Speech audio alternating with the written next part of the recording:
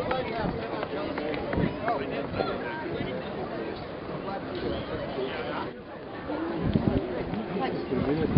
good afternoon, everybody. I'm sorry that we're late, but we're really delighted to be back. Hi, Rick.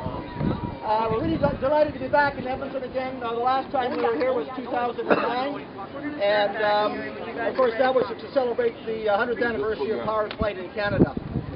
The reason that we're late today is I flew an air show in Cold Lake last Saturday, and I was coming Monday, and what happened is we developed a small fuel leak. And we had to take care of that, and what that meant is we had to have a part shipped out from our home base at Vintage Wings of Canada in Gatineau, Quebec.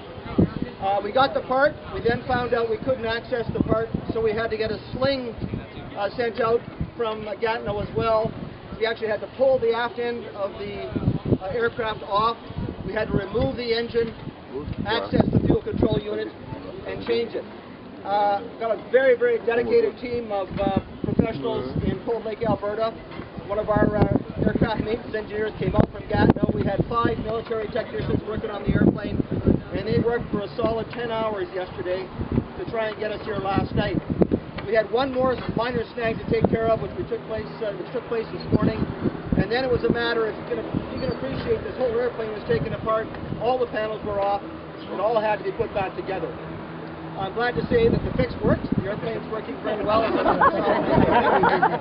And delighted to be here. For those that don't know, this is an F-86 Sabre. This is the jet aircraft, the jet fighter that actually won the Korean War back from 1950 to 53. This particular aircraft was built as a Sabre 5. It was the 1,104th Canadair Sabre to come off the assembly line in 1954, just after the Korean War had ended. But it served 16 years in the RCAF, and its very first tour was over in Marville, France, with number 1 Fighter Wing. It served on 441 Fighter Squadron. And back in those days, at the height of the Cold War, we actually had 12 squadrons of these aircraft stationed at 4 different wings in Europe.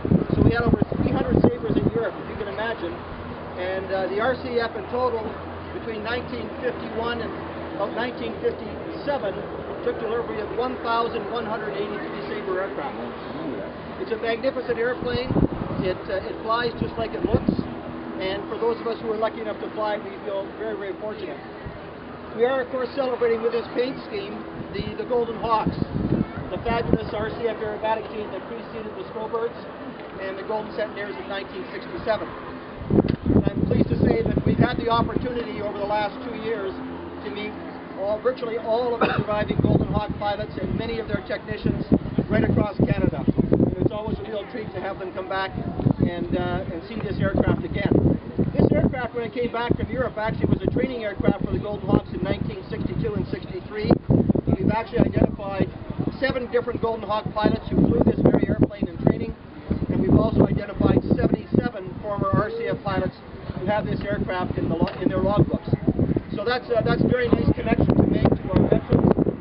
We owe a lot to them, and I know there's some folks I can see around the crowd here today. I recognize some Sabre pilots and Sabre technicians that worked on this aircraft. So for the balance of today, what I'm going to do is we're going to get a stand. I know there's a lot of people, but if you want to come up and have a look at the airplane, you're more than welcome. If you want to jump into the cockpit, I just ask you to be very careful not to touch anything. We'll try and get as many of you in for pictures as possible. What I also want to tell you, though, on Canada Day, we're going to be back. The airplane's going to be here this whole week. But on Canada Day, at 10 o'clock in the morning, right here inside the museum, one of my pilots, astronaut Chris Hadfield's going to be here, and he's going to do a briefing for anybody that's come, not only on Flying Hawk 1, but especially on flying Victoria's spacecraft, going up this year from November to command the International Space Station. And of course, most people know that Chris is our most senior astronaut. He has flown the shuttle twice.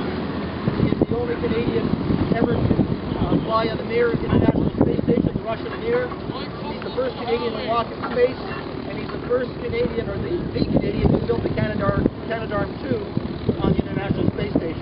He's a wonderful guy. I really encourage you to come out on the morning of Canada Day and hear Chris's presentation. Later that afternoon, about 2 o'clock, Chris is going to fly around the city and around the surrounding area. as a salute to Edmontonians on Canada Day. And then at about 4 o'clock that afternoon, I'm going to be doing a full aerobatic demonstration with this airplane out at the Edmonton Airfest for those who want to go out and celebrate Canada Day that way. So thank you all for coming. It's a pleasure to see you here. And again, I apologize that I'm late, but I'm really glad to be here. So we'll set up the stand, and you're more than welcome to come out and have a look.